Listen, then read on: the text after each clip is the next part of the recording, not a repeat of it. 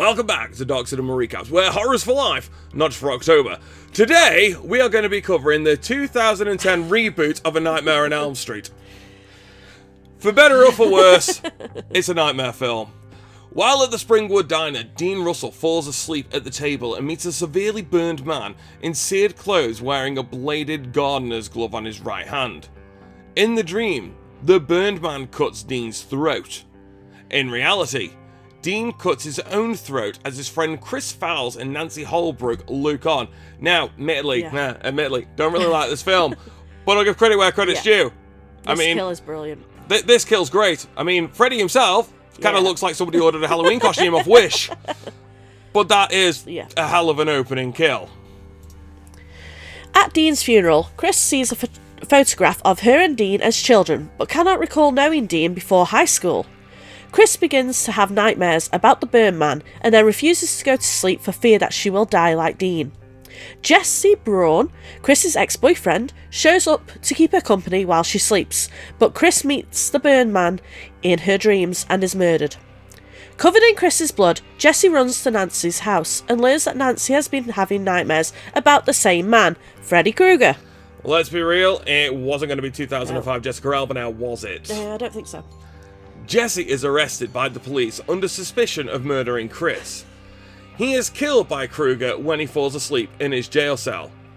As her friends die, Nancy questions everyone's connections to each other, giving none of them can remember each other before their teenage years. Nancy and her friend Quentin Smith discover that they attended the same preschool.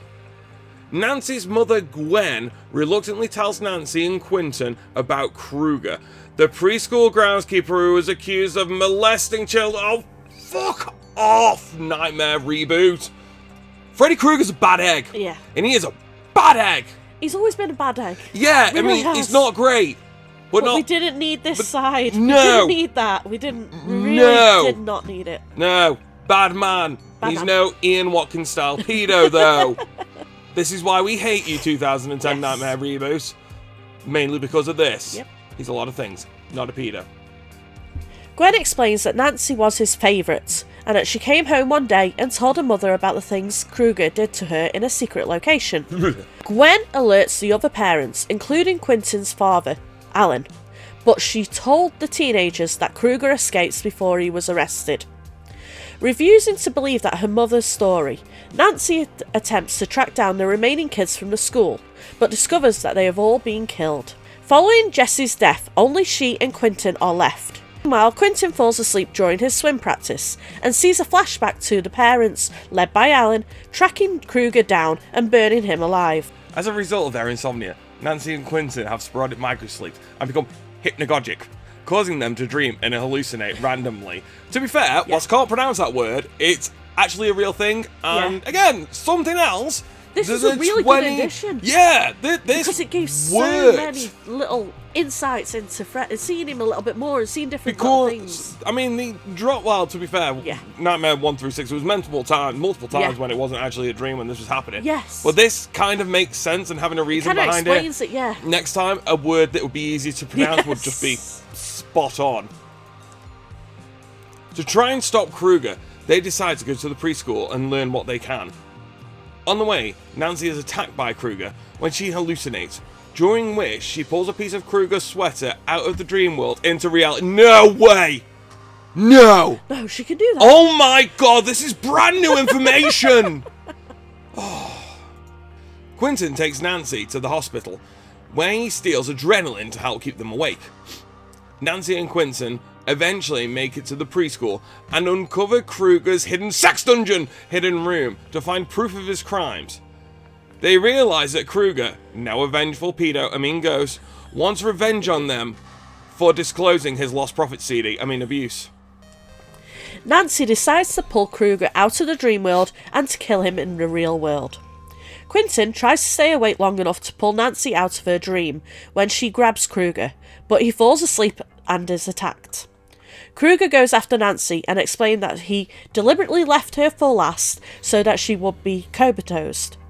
Quentin awakens and uses the adrenaline to wake Nancy, who then pulls Krueger into reality.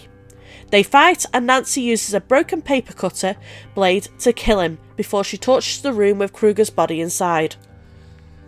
She and Quentin escape and are rescued by police officers and firefighters who are unable to find Freddy Krueger's remains. After Nancy and her mother return home from the hospital, Krueger suddenly appears in the mirror's reflection. While Nancy screams, Krueger kills Nancy's mother before pulling her body through a mirror and disappearing. That's actually an upgrade Yes. on the original Nancy's mum getting killed. The body being I dragged mean, through just the how wall. the glove went through her eyes. Like, That was brilliant. bitch ain't seen no Friday Night no, Lights with that no. now. No. No surviving that one. So, Nightmare on Elm Street reboot. You know what? Two things. Firstly, Yeah. I've enjoyed doing the Nightmare series. Glad it's over. There's only so much Freddy one can take, and I think I've had my fill. Yeah.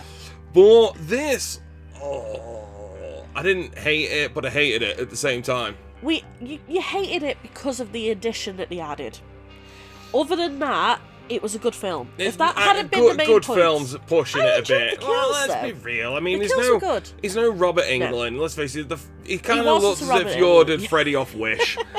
You know, it was more gory in Yes. certain, like, it seemed to be a bit But darker that's what I and mean. a bit It had a bit, grittier. a little bit more darker backstory to it. But that was And kind the of kills were good, and it was upgrading. It was on the kind kills. of like, I wouldn't say upgrading on the kills. Some You're of giving them this far were. too much credit here.